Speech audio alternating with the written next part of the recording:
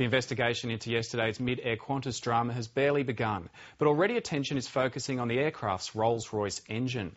Qantas is adamant that its maintenance regime is not to blame. Instead, the airline's CEO, Alan Joyce, is pointing the finger at the design of the engine, the Trent 900.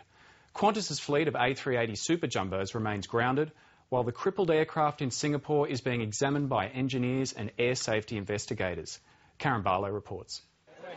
Waylaid for a day by a catastrophic mid-air engine failure, the passengers of flight QF32 have finally reached their destination, Sydney.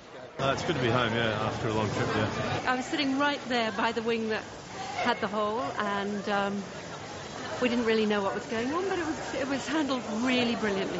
It was lovely. We had a very calm and uneventful flight today, which was a nice change, The passengers of QF32 have nothing but praise for the calm professionalism of the Qantas captains. I've had 35 years of flying experience, and this is the first time I've had an engine fail like this.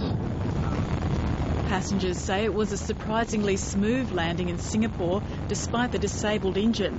But Qantas has now revealed 1 or 2 tyres burst on landing, and there was also a problem with another engine. The only time that they identified there was a problem was when they couldn't shut the engine down.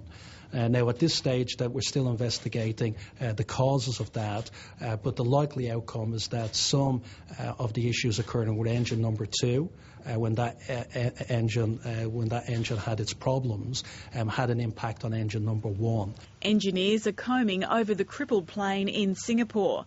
While the Qantas fleet of A380s remains grounded, the airline says faulty engine design is the likely cause. This issue does not relate to maintenance. This is an engine issue, and the engines were maintained by Rolls Royce since they've been installed on the aircraft. There have been concerns about the A380 Rolls Royce engine, the Trent 900, before.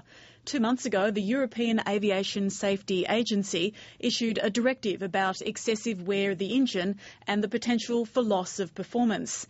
And in March last year, cracking on the turbines was identified.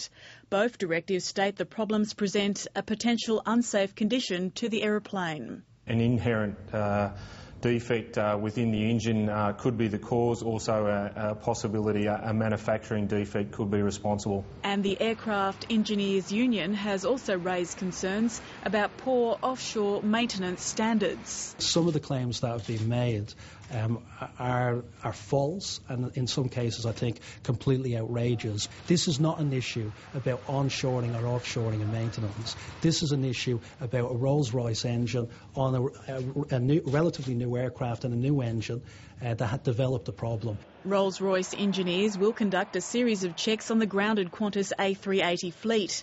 If there are no adverse findings, the A380s will soon be back in the air. Rolls-Royce have identified a number of potential areas that this could have occurred.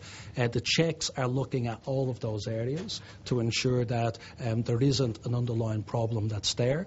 Air safety investigators admit the mid-air engine failure could have led to a much worse outcome. Depending on the degree of such what we call uncontained engine failures, yes, there can be a threat to passengers in the hull or the fuselage. They are praising the people who found the debris and handed it over. The people of Batam were very good, as were the police on Batam Island, and they gathered, I don't know the exact number, but they gathered a number of items, including what appear to be engine components of the engine. The Transport Safety Bureau's investigation could take a year to complete, but a preliminary report will be released within 30 days. Karen Barlow, Lateline.